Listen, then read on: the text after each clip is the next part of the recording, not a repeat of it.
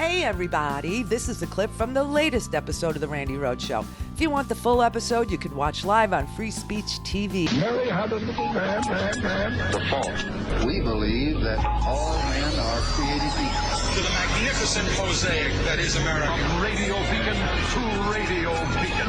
I have a dream today. Change has come to America. Believe me. Knock, knock. Who's there? It's a figment of your imagination. Randi Rhodes Show. Turn up your mind. This is the Randi Rhodes Show. To speak with Randi, dial 561-270-3844. That's 561-270-3844. I'm not going to cut Social Security like every other Republican, and I'm not going to cut Medicare or Medicaid. The president is proposing to cut Medicare by $850 billion over the next 10 years and cut Social Security spending by $30 billion. Another $270 billion would come from Medicaid. We're not going to cut Social Security. We're not going to cut Medicare. Today, President Trump is expected to propose a budget of $4.8 trillion with some steep cuts to programs like Medicaid, disability insurance. Without cuts, we're going to save Social Security. We're going to bring back and save our Medicare, which people want to cut like hell. The Wall Street Journal reports the plan does include cuts to mandatory spending programs, including $130 billion in changes to Medicare prescription drug pricing. And we will always protect your Medicare, and we will always protect your Social Security, always.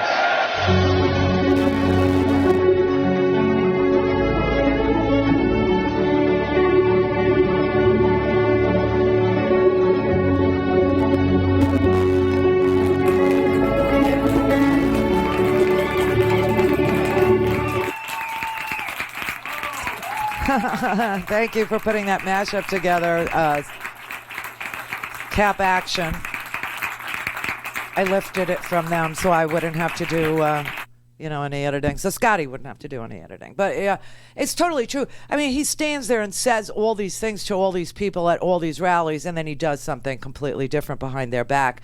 And, the reason why they're talking about entitlement cuts to Social Security, to disability, to Medicare, and to Medicaid, multiple hundreds of billions of dollars in cuts to entitlements, as they're called, is because of the amount of corporate welfare that he has given out. The real welfare queens in our country are not working people. They're not people who are making less than $15 an hour. They're not people who are making $15 an hour but still need help with, housing vouchers or with SNAP. No, those aren't the real welfare queens. I mean, the people that are working, like at Walmart, for instance. Walmart has such a scam going. Walmart pays zero in taxes. Walmart gets subsidies from the government. Walmart is one of the biggest welfare queens in the history of welfare queens.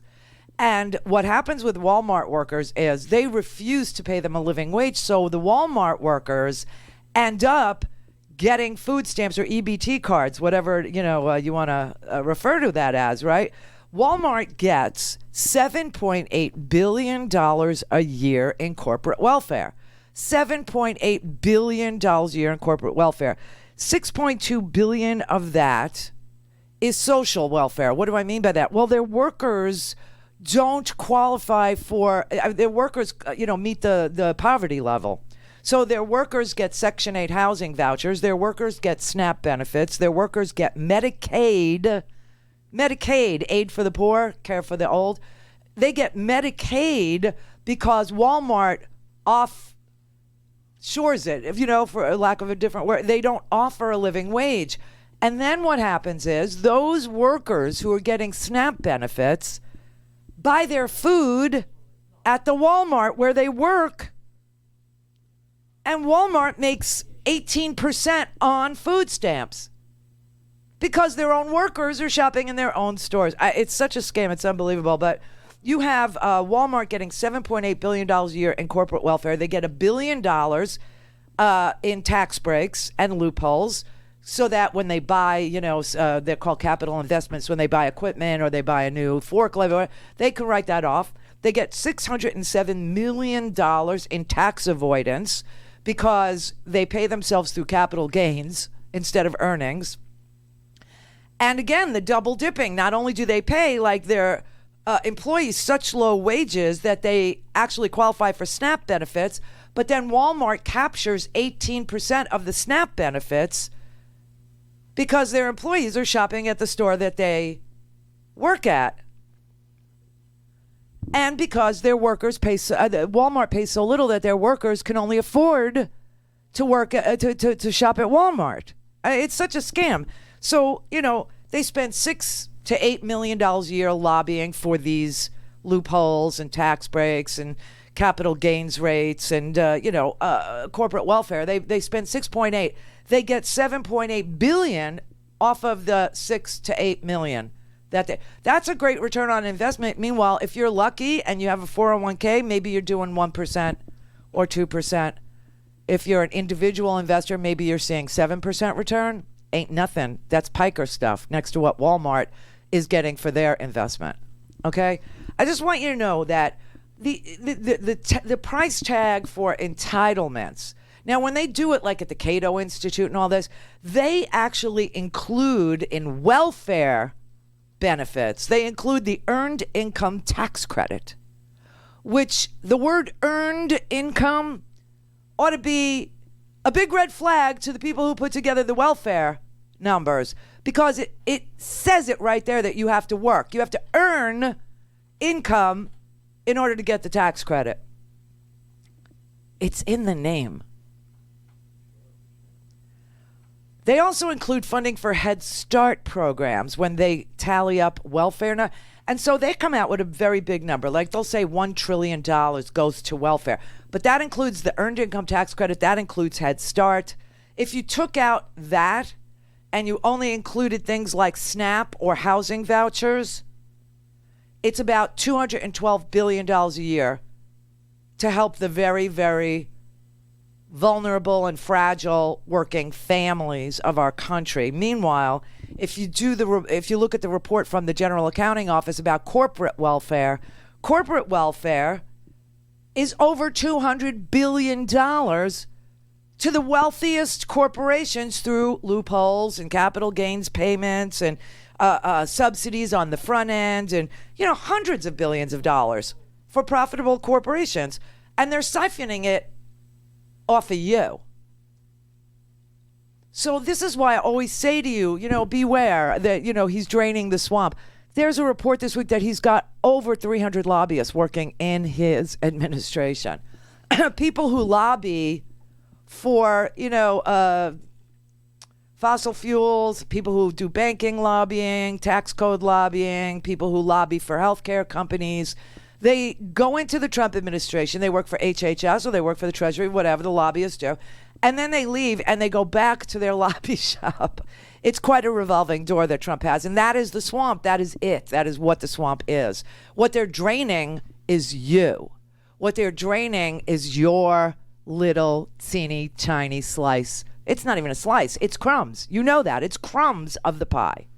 9 slices of a 10-slice pie go to the top 1%. 9 slices of a pie that you cut into 10 pieces goes to the top 1%.